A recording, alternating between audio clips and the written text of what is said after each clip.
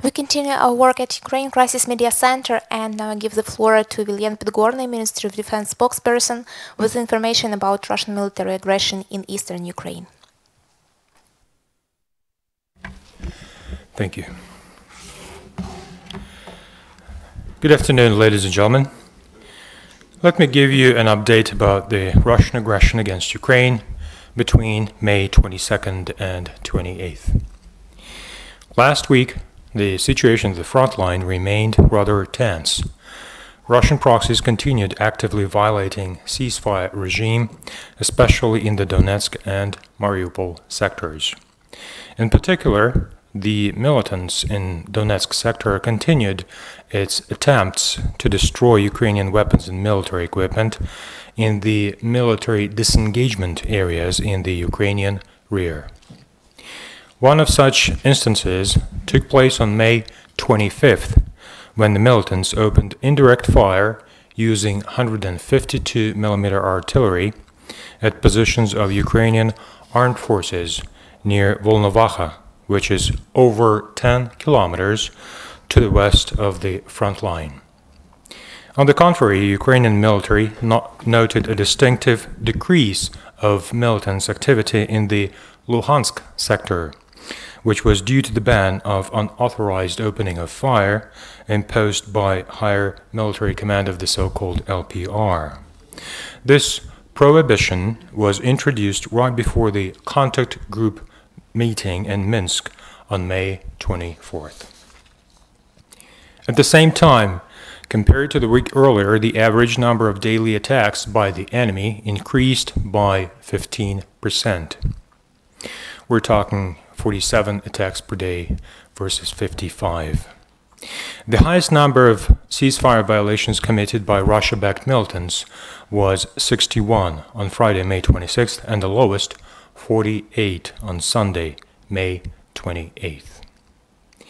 Additionally, per Ukrainian military intelligence, new groups of Russian mercenaries and regular servicemen arrived to the occupied territory in eastern Ukraine from Maykop, Adygea in northern Caucasus region.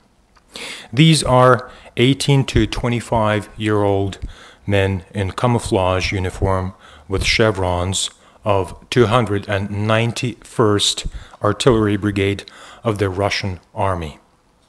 These invaders will be included in the so-called Artillery Brigade of the Russian Occupational Forces in Donbass.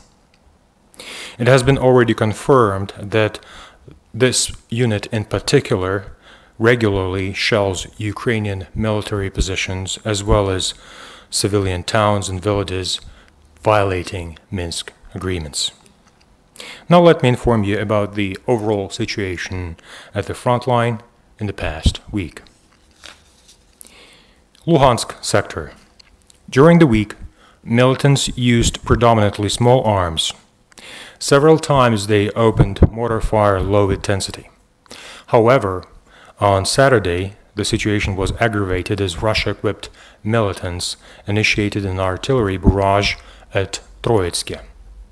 On Sunday, invaders opened mortar fire at Krymske, having discharged 40 mortar rounds. Last week, the daily number of ceasefire violations by the enemy in Luhansk sector ranged between 2 and 11. Now we come to the Donetsk sector. The situation in the sector over the week was the tensest compared to all other sectors. On average, pro-Russian militants opened fire from heavy weapons up to 10 times a day. Enemy fire was most intense in the area of Avdiivka. Nevertheless, Russian proxies occasionally used heavy weapons in other parts of the front line. On May 22nd, militants have been firing at Avdiivka for more than 5 hours in a row. Russian proxies discharged nearly 110 rounds. Last week, militants used portable rocket launcher Grad Partizan on multiple occasions. Also, there were 2 incidents of Grad shelling on May 22nd against Opytne and on May 23rd against Avdiivka. On May 24th and 25th, militants initiated multiple medium-intensity mortar and artillery fire. On May 26th, Russia-trained militants opened fire with 152mm artillery at Novobakhmutivka, having discharged 45 rounds. Last week, the daily number of ceasefire violations by the enemy ranged between 13 and 26. Mariupol sector. Last week, hostilities occurred in Mariinka and Volnovakha districts, as well as in the southern coastal defense lines. Invaders frequently used artillery and mortars. On May 22nd and 26th, militants initiated mortar barrages at Pavlopil, having discharged 20 to 30 rounds every time. Two powerful mortar attacks were launched by the enemy at Mariinka on May 24th and Novotroitske on May 25th. That day, Russian proxies opened artillery fire against our rear positions near Volnovakha, which is located about 10 kilometers from the contact line. During the incident, militants fired 40 shells of 152mm caliber artillery. On May 28th, Russian occupational forces committed another war crime. At about 6:30 in the morning, the militants opened complex fire with mortars, tanks, armored vehicles, as well as portable rocket launcher Grad Partizan against the residential areas of Krasnohorivka. The shelling lasted for an hour and a half. In the evening, militants used mortar once more. As a result of the enemy fire, 29 buildings, including a hospital, a school, and water supply infrastructure were damaged. Eight civilians were injured. At the moment, law enforcers are helping civilians. The water supply of the town has been restored. Last week, the daily number of ceasefire violations by the enemy ranged between 20 and 34. The intensity of enemy air reconnaissance increased dramatically and accounted for 5 to 6 episodes of hostile drones flights per day.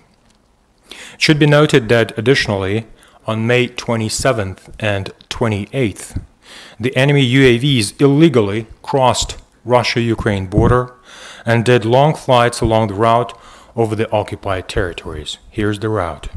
Stepanivka village, that is at the borderline. Vologirsk, Gorlivka, Krynichna, Donetsk, Maryanivka, Luhansk, Donetsk the second time, Dokuchaevsk, Styla, Lisne, Zaporozhets, Chervonoarmiyske, Primorske, Zaporozhets the second time, Staroslav, and Shirokino. After that, it flew back to Russia over the Ukraine-Russia border. The flight was performed at the altitude of 2,500 meters at the speed of 180 kilometers per hour. Last week, Russia continued to supply its proxies with weapons and ammo in eastern Ukraine. Ukrainian intelligence recorded the delivery of about 1,300 tons of fuel, 800 tons of ammo, 4 Ural trucks, a tank, and a self-propelled howitzer Gvozdika to the militant-controlled territories. Additionally, on May 25th, Russian 65th so-called humanitarian convoy entered the occupied territory of Ukrainian Donbass. The military intelligence reports that the number of confirmed casualties amongst Russian proxies over the week is 16 killed and 27 wounded. Additionally, the enemy lost 1 military truck, Ural. Ukrainian armed forces did not incur any fatalities last week.